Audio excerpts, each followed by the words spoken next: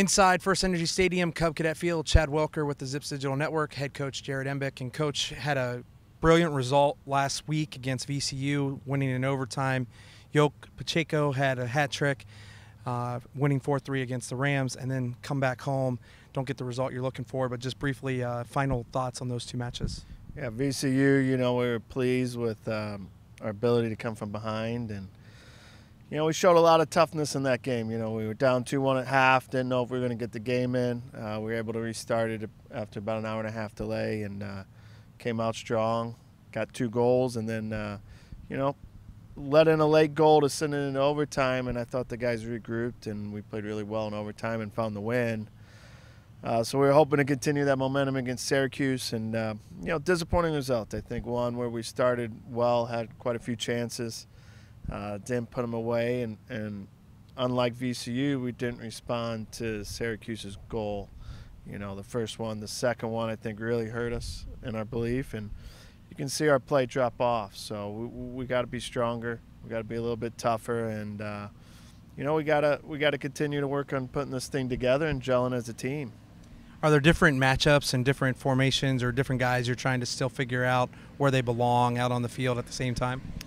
Yeah, I think we're still trying to figure the consistent lineup out. It's been difficult. We've had players injured at the beginning of the year, and trying to balance out their fitness and their form and settle into lineup, which is what we want to do. But the inconsistency and the difficulty of matchups have made that process a little longer than we would like.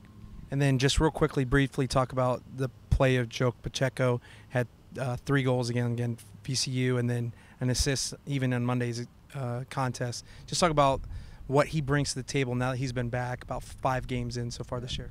Yeah, he's one that we were missing at the beginning of the year. You can see he's got good finishing ability, great pace, and power in the attack. And I think for him, the VCU game, he had a lot of confidence, and then I think he's a little disappointed. He had a few chances to score against Syracuse and didn't. But you see his quality, right? His pace, his power. He can open up the game for us. And as he continues to play and find his rhythm and get comfortable with his teammates, he's only going to be better. Got 2 games on the road here coming up this weekend.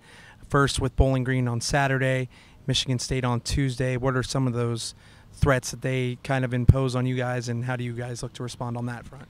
Yeah, Bowling Green we know is going to be a testy conference battle. They're going to be physical. They're going to try to get in our head, and we just got to maintain our composure, and we got to fight and compete well, or else they're going to have a chance to win. It's always a difficult place to go play. So we got to deal with that matchup first and get off to a good start in the MAC. Michigan State's obviously a very talented team and one of the better teams in the country, and we got to go there with our A game and be focused and prepared and try to find a way to compete and get the job done. Both are difficult matchups, but we got to take it one game at a time and continue to focus on ourselves and improving our game and competing for each other. And then being that this is homecoming and Hall of Fame weekend, Caleb Porter, Sinisha Ubi-Peripovich gets inducted into the Akron Hall of Fame. Just talk about their impact on the program and how moving forward you can use that from a recruiting standpoint and so on. Yeah. Sinisha is very talented. He's a Cleveland area product, and to see him get the recognition after his great pro career and college career, I think is long overdue. And he's always one of my favorite players to watch. Very smart, skillful. Couldn't be happier for him and what he's achieved.